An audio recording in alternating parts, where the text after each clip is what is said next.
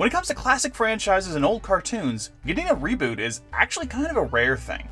There's been a couple of He-Man series and a few different Transformers shows and yeah, of course the new DuckTales. But for the most part, when a series ends, it's over.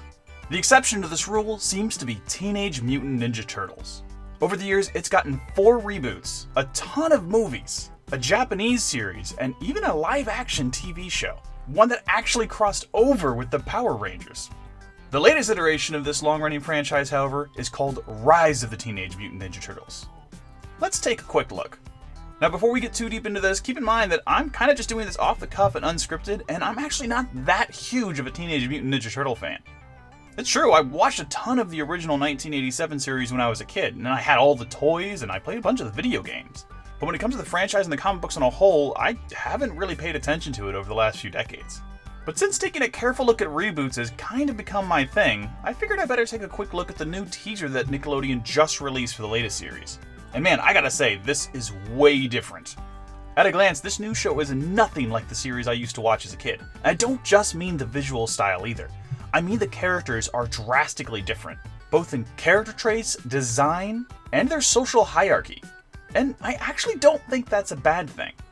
For instance, in the original series, all the turtles looked almost identical except for the bandanas they wore. This means if any of them ever took off their bandanas, it was kind of hard to tell who was who, unless you were really paying attention to the letter on their belt. In Rise of the TMNT, every turtle is actually a different species of turtle, and that gives them each a distinctive look. According to the creators, for instance, Leonardo is actually a red-eared slider. He looks thin and agile. Raphael, on the other hand, is a common snapping turtle, and he's huge and hulking, just like you would expect a snapping turtle to be. Similarly, Donatello's a soft-shell turtle, and Michelangelo is a common box turtle. But their looks aren't the only thing that's different about them. To some degree, their character traits and even the weapons they wield are different. Leonardo still wields a sword, and Donatello keeps his traditional bow staff, but Michelangelo and Raphael, they switch things up a little bit. For instance, rather than having nunchucks, Michelangelo has something called a kurosai fundo, which I actually don't know that much about, but according to Wikipedia, it's sort of like a long chain. And while you could easily see that as basically a longer nunchuck, Raphael has a big difference. Rather than having 2 sais, he has 2 tonfa, which are basically a pair of awesome-looking wooden sticks. And this is a big departure from what I know about Raphael, but I actually really like it. Again, I'm no expert on weaponry, but this sai always seemed like kind of a defensive weapon, and a weird main armament choice. The biggest change in the show has to be the hierarchy, though. Traditionally, you've got Leonardo as the leader, and everyone else filling out their various roles. You know, Raphael is cool but rude, Donatello does machine, and Michelangelo's a party dude, but not anymore. Now, Leonardo is the self-proclaimed coolest guy. He's young and inexperienced and eager to prove himself, but he's not the leader. Raphael is. And although I don't remember my Ninja Turtles lore that well, I think that's a really interesting change, because in the movie at least, there was always this animosity between Leo and Raph. They were always fighting to be the leader. Raphael wanted to be independent and more aggressive, but Leonardo was always calmer and more considered. Having Leonardo be a little more foolhardy in this version and Raphael actually be the leader sort of hints at how the dynamic of the team might have naturally panned out with a set of 4 brothers. Raphael was aggressive, so he might have just taken the leadership and everyone would have followed him. Michelangelo and Donatello seem to be mostly as I remember them, except for Donatello seems to have a little bit more of a Big Bang Theory vibe. I'm not sure how I feel about that. You know what? Turns out I cannot fix this. Anyway, there's a lot of other changes that I don't really want to get into here, because I haven't really taken a very careful look at it. Mostly though, I'm just sort of interested in the show because it's such a big departure from what I already know, and because Turtles is kind of the perfect place to experiment with that.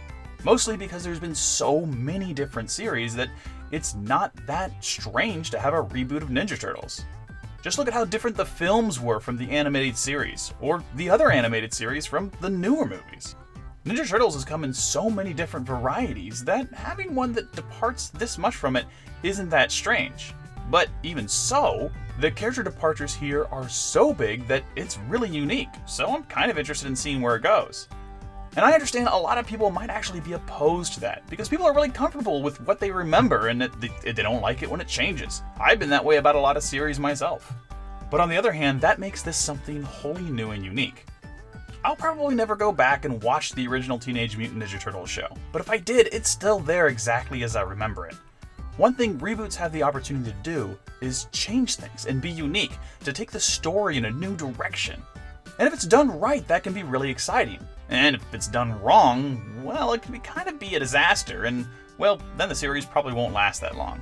I mean, that live-action series lasted for only a year. I never saw it, but probably wasn't that good, right?